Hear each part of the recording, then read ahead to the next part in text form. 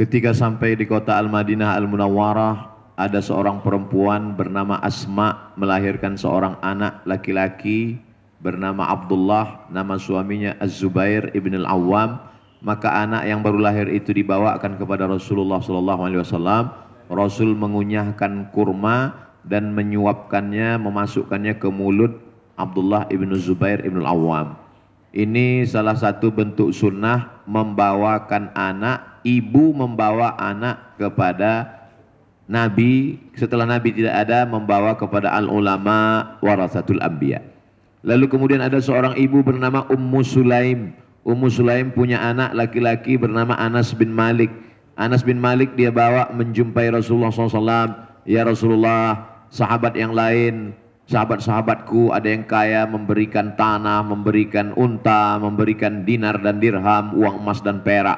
Aku tidak punya apa-apa, ini anakku. Maka dia serahkan ke Nabi. Nabi doakan, Allahumma akthir amwalahu wa auladahu waj'alhu min ahlil jannah. Ini diantara sunnah para sahabat dulu yang diakui, maka dia masuk dalam sunnah takririyah. Sunnah ucapan qauliyah, sunnah perbuatan fi'liyah. Perbuatan sahabat yang disetujui Nabi adalah takririyah. Begitulah para sahabat dulu membawa anaknya kepada Rasulullah sallallahu alaihi wasallam. Ibu saya anak pertama, amat sangat memesankan. Dulu kalau libur sekolah, saya disuruh ngaji kepada kakek paman beliau, namanya Syekh Muhammad Ali. Nanti kamu kalau libur ngaji ke sana. Kalau khatam, alhamdulillah. Kalau enggak khatam, dapat barokah aja.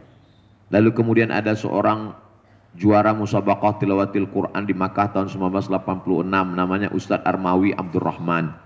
Saya diserahkan kepada beliau, disuruh ngaji, baca Quran, minta doa. Itulah yang membuat saya sampai hari ini ketika ada ulama saya datang. Tidak saya lihat masalah umur dan usia, karena begitu kami dididik, diajarkan oleh orang tua kami. Adapun masalah bisa salaman atau tidak, itu tentu melihat situasi dan kondisi ramai atau tidaknya. Kalau Ustadz Somad ketemu orang kan mudah saja, itu kan sekarang. Kalau dulu, ketika kami tahu bahwa ada Syekh Yusuf Al-Qaradawi datang ke Mesir, dia tidak boleh datang, dia hanya boleh datangnya pada musim panas dan bicaranya di masjid hanya masalah keluarga, masalah politik enggak boleh. Kami dapat kabar, Syekh Yusuf Qaradawi katanya sedang ada di Kairo.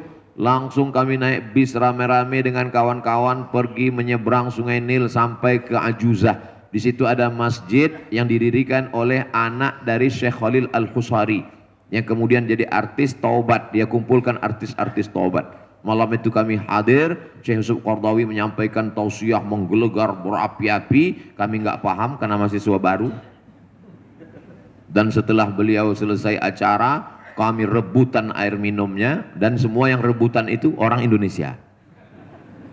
Jadi kita memang sudah dididik untuk dekat. Lalu kemudian saya musim panas, katanya ini musim panas ada Syekh Said Sabik yang nulis kitab fikih sunnah. Beliau ketika itu di Makkah, tapi kalau musim panas dia pulang ke Kairo. Kami pun datang ke Masjid Al-Hadiyul Islami mendengar beliau. Sudah tua sekali, ngomongnya tidak lagi begitu jelas, tapi kami hanya sekedar datang untuk melihat, mendengar, mengambil barokah.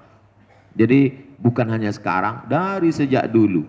Begitu juga dengan para masyayikh siapapun itu, kalau datang untuk mendengar musyafahah, mendengar riwayat-riwayat dari mulut mereka, kalau kebetulan ketemu bisa dekat ijazah dan lain sebagainya. Itulah yang saya lakukan dari dulu, dididik orang tua sampai hari ini. Sehingga kalau ada ibu-ibu membawa anaknya, mendekatkan dengan majelis ilmu, itu sesungguhnya adalah pendidikan pelajaran yang luar biasa. Itu berkesan dalam hati dan pikiran mereka, dan mendoakan para alim ulama. Wallahu a'lam bishawab. Syukran jazilan kami haturkan.